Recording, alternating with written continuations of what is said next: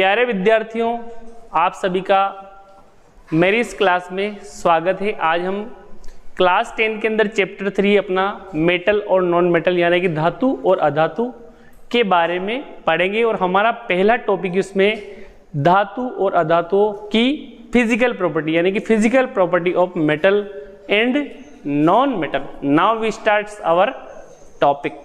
ध्यान दीजिए, सबसे पहले हम बात करते हैं मेटल और नॉन मेटल की फिजिकल प्रॉपर्टी कैसी होती है। तो देखिए, इनको नॉन मेटल और मेटल को हम उनकी फिजिकल प्रॉपर्टी के आधार पर डिवाइड कर रहे हैं। आप ध्यान से सुनिएगा। देखिए, पहली प्रॉपर्टीज की बात करते हैं। मेटल आर लस्टर, यानी कि जितने भी मेटल्स होते हैं वो लस्टर होते हैं, यानी कि उनमें कोई ना कोई चमक होती है, शाइनी होते हैं वो। जैसे सिल्वर हम देखते हैं, चांदी जो होती है आप सबको पता है वाइट होती है।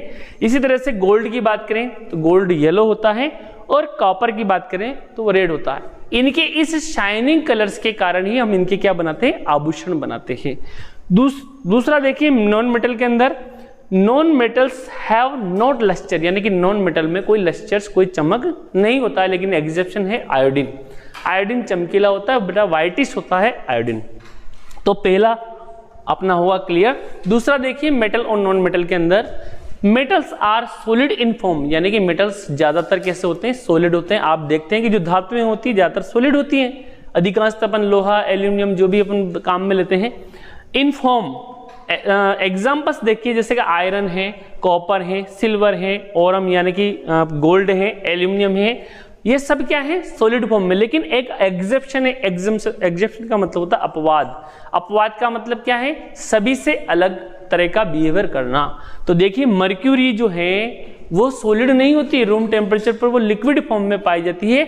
और आप हम सब जानते हैं कि थर्मामीटर में हम मर्क्यूरी का इस्तेमाल करते हैं, तो ये लिक्विड फॉर्म में पाई जाती है, liquid form at room temperature. तो मर्क्यूरी, आपसे प्रश्न किया जा सकता है कि ऐसे धातु का नाम बताइए जो कि लिक्विड फॉर्म में पाया जाता है। तो mercury is which metals it have liquid form in at room temperatures.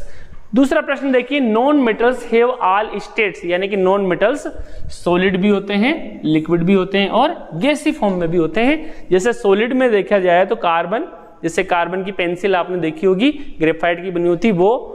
इसके बाद कोयला देखा होगा आपने, वो सल्फर, सल्फर का चूर्ण आपने देखा होगा, फास्फोरस, ये सब क्या है, सॉलिड फॉर्म्स है किसके, नॉन मेटल के। ये सब नॉन मेटल है। देखिए, लिक्विड, लिक्विड में ब्रोमीन, Br, इसको ब्रोमीन जल भी बोलते हैं, ध्यान रख लेना। इसको ब्रोमीन वाटर या ब्रोमीन जल भी कहते हैं, क्योंकि ये लिक्विड फॉर्म में पाई जाने वाली। तो प्रश्न ये भी बन सकता है अपना, क्या बन सकता है प्रश्न, कि ऐसी नॉन मेटल का नाम बताइए जो लिक्विड फॉर्म में पाई जाती है। तो आपको बताना है ब्रोमीन। देखिए, गैसीय अवस्था में नाइट्रोजन, ऑक्सीजन, फ्लोरीन और नियोन, तो अधिकांशतः गैसें होती है, नॉन मेटल होती है और ये गैसी फॉर्म में पाई जाती है। तीसरा प्रॉपर्टी की बात करते हैं अपन, physical. Metals are generally hard, metals कैसे होते हैं, हार्ड होते हैं, कठोर होते हैं। देखिए, एग्जेप्शन, इसके भी एग्जेप्शन, लिथियम, सोडियम और पोटेशियम। लिथियम और सोडियम और पोटेशियम ऐसी मेटल्स हैं जो कि हार्ड नहीं होती है। ये कैसी होती है, लचीली होती है। इतनी लचीली होती है या इतनी कम हार्ड होती है कि इनको चाकू से तक काटा जा सकता है। तो प्रश्न पूछा जा सकता है कि कौन सी मेटल को नाइफ से कट किया जा सकता है। तो आपको बताना है sodium, potassium and lithium. Next देखिए, नॉन मेटल्स आर सॉफ्ट, यानी कि नॉन मेटल कैसे होते हैं, सॉफ्ट होते हैं। लेकिन इसका भी अपवाद है।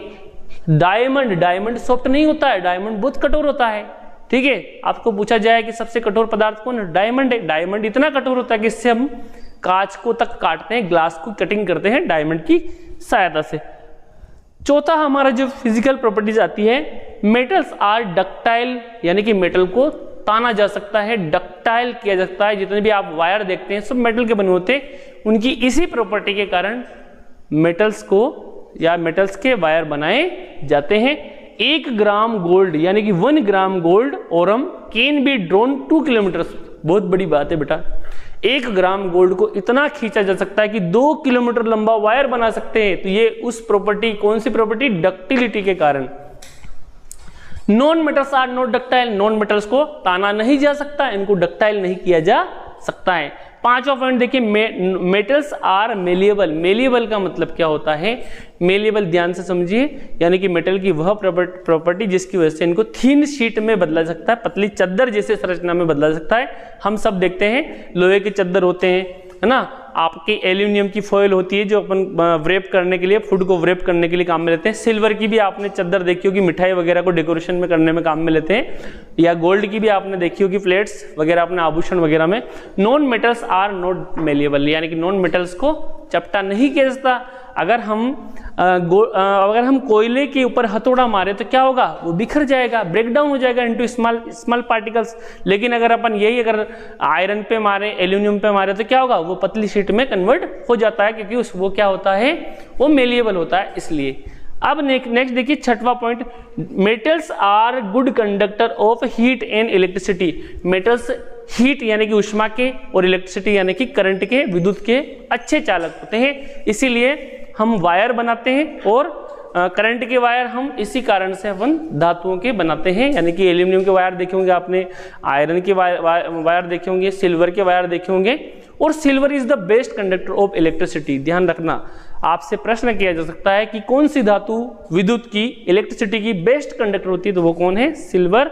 ठीक है, सिल्वर पुअर कंडक्टर, और जो सबसे कम चालक होती है वो है लेड, जिसका सिंबल है PB। आप देखिए छठवा हमारा नॉन मेटल के अंदर, non metals are not conductor of heat and electricity exception, यानी कि नॉन मेटल हीट और इलेक्ट्रिसिटी के कंडक्टर नहीं होते हैं। ठीक है, तो एक्सेप्शन इसमें है ग्रेफाइट। देखिए आपका पेंसिल का जो नुक्का होता है वो ग्रेफाइट का बना होता है, वो कंडक्टर होता है इलेक्ट्रिसिटी का। उसमें अपन इधर से अगर मान लीजिए करंट प्रोवाइड करें तो दूसरी तरफ वायर टच करेंगे तो बल्ब जल सकता है, यानी कि वायर की तरह उसको यूज किया जा सकता है, गुड कंडक्टर ऑफ इलेक्ट्रिसिटी। अब एक और बात आती है यहाँ पे हीट की, तो हीट के कंडक्टर होते हैं, इसीलिए तो अपन जो यूटेंसिल होते हैं, बर्तन होते हैं, वो लोहे के होते हैं या एल्यूमिनियम के होते हैं, है ना, या जस्ते के होते हैं। क्यों होते हैं? वो इसीलिए तो होते हैं क्योंकि उसमें ऊष्मा एक स्थान से दूसरे स्थान तक ट्रांसफर हो सकती है, इसीलिए तो अपने बर्तन, ठीक है, मेटल के होते हैं। तो हीट और इलेक्ट्रिसिटी का मतलब आपको समझ में आ गया होगा, यानी कि इनमें ऊष्मा भी जा सकती है और करंट भी जा सकता है। सातवां पॉइंट बच्चों ध्यान से देखिए, melting point and boiling points are high, यानी कि इनका मेल्टिंग पॉइंट क्या है? देखिए ध्यान से, वह टेम्परेचर जिस पे कोई सॉलिड जो होता है वो लिक्विड में बदलता है वह कहलाता है मेल्टिंग पॉइंट। जैसे 0 डिग्री सेल्सियस पे जो बर्फ होता है वो पिघल जाता है, उसका मेल्टिंग पॉइंट। और बॉइलिंग पॉइंट क्या है? वह टेम्परेचर पर जिस पे कोई मेटल्स या कोई भी पदार्थ जो होता है वो लिक्विड से गैसी में बदलता है, लिक्विड से गैस में बदलता है, वो क्या कहलाता है? Boiling point. तो देखिए इनका जो मेल्टिंग और बॉइलिंग पॉइंट इनका बहुत ही ज्यादा होता है, लेकिन अपवाद गैलियम, सीजियम और मर्क्यूरी, इनका मेल्टिंग पॉइंट, बॉइलिंग पॉइंट बहुत ही कम होता है। आप सबको याद है मर्क्यूरी तो ऑलरेडी मेल्ट रहती है रूम टेम्परेचर पर, तो इनका कम होता है। लेकिन अधिकांश धातु, जैसे आपको आयरन की बात करें तो आयरन बहुत ही ज्यादा टेम्परेचर पर पिघलती है ना।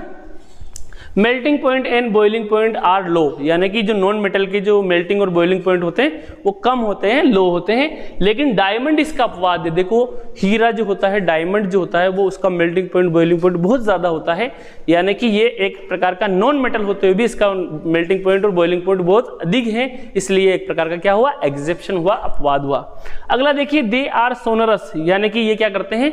ध्वनि उत्पन्न करते हैं। आपने देखे होंगे मंदिर के अंदर घंटियां होती है या जो बजाने के जो आइटम होते हैं, वाद्य यंत्र होते हैं, अधिकांश तक किसके बने होते हैं? मेटल्स के। मजीरे वगैरह होते हैं मेटल्स के बने होते हैं, क्योंकि साउंड रिलीज करते हैं। तो they produce sound when we beat metals, जब मेटल्स को अपन बीट करते हैं, पीटते हैं, तो वो साउंड प्रोड्यूस करते हैं। दे आर नॉट सोनरस, ये सोनरस नहीं होते, कौन? Non metal. They are not produce sound when we beat non metal, non metal को हम पीटेंगे तो वो साउंड प्रोड्यूस नहीं करते हैं। जैसे आपने देखा होगा कोयले के दो कोयले को अपन आपस में टकराएंगे तो क्या होगा? साउंड रिलीज नहीं होगी। लेकिन अपन दो अगर आयरन की अगर या अपने घर के अंदर जो प्लेट्स है उसको आपस में टकराएंगे तो क्या होगा? साउंड रिलीज होगी। तो क्योंकि जो मेटल्स होते हैं सोनरस होते हैं, ठीक है। तो 8 पॉइंट्स हमने फिजिकल प्रॉपर्टी के पढ़े। अब हमने डक्टिलिटी और मेलिबिलिटी और सोनरस के बारे में भी अभी पढ़ा था, उसके बारे में थोड़ा डिटेल से आपको बताता हूँ उनकी डेफिनेशन, जिसको तन्यता कहते हैं। यानी कि metals can be drawn into wire, metals को वायर में बदला जा सकता है। This property of metal is called ductility, यानी कि मेटल्स की ये प्रॉपर्टी क्या कहलाती है? Ductility. So metals are ductile, इसलिए मेटल्स क्या होते हैं? डक्टाइल होते हैं। देखिए due to ductility 1 gram gold को can be drawn into 2 kilometre, ductility के कारण 1 ग्राम गोल्ड को 2 किलोमीटर तक खींचा जा सकता है, ड्रोन किया जा सकता है। अगला देखिए मेलिएबिलिटी यानी कि आघात वर्धनीयता। तो देखिए metals can B beaten into A thin sheet, this property of metal is called malleability, यानी कि मेटल्स को थीन शीट में कन्वर्ट किया जा सकता है। ये प्रॉपर्टी जो मेटल्स की है ये क्या कहलाती है, मेलिएबिलिटी कहलाती है। और मेलिएबिलिटी के कारण ही हम क्या करते हैं, धातुओं के चद्दर बनाते हैं, धातुओं की प्लेट बनाते हैं, धातुओं के सिक्के बनाते हैं। हमने देखा होगा मेटल्स के सिक्के रहते हैं ना अपने प्लेट जैसे, तो ये सब क्या है, मेलिएबिलिटी की प्रॉपर्टी के कारण ही हम इनको चपटा किया या चपटा करते हैं। देखिए तीसरा पॉइंट सोनोरस ध्वनिकता, metals produce sound when we beat, this property of metal is called sonorous, यानी कि मेटल्स को जब हम पीटते हैं तो वो साउंड रिलीज करते हैं। इसीलिए मंदिर की घंटियां वगैरह या जो वाद्य यंत्र है वो इसके बनाए जाते हैं, किसके, मेटल्स के। तो स्टूडेंट्स हमने फिजिकल प्रॉपर्टी ऑफ मेटल को समझा। आई होप आपको क्लास अच्छी लगी होगी, आपको अच्छे से समझ में आया होगा। अगर आपको वीडियो अगर अच्छा लगे तो लाइक कीजिए, कमेंट कीजिए और शेयर कीजिए और चैनल को सब्सक्राइब कीजिए। Thanks for watching. जय हिंद, जय भारत।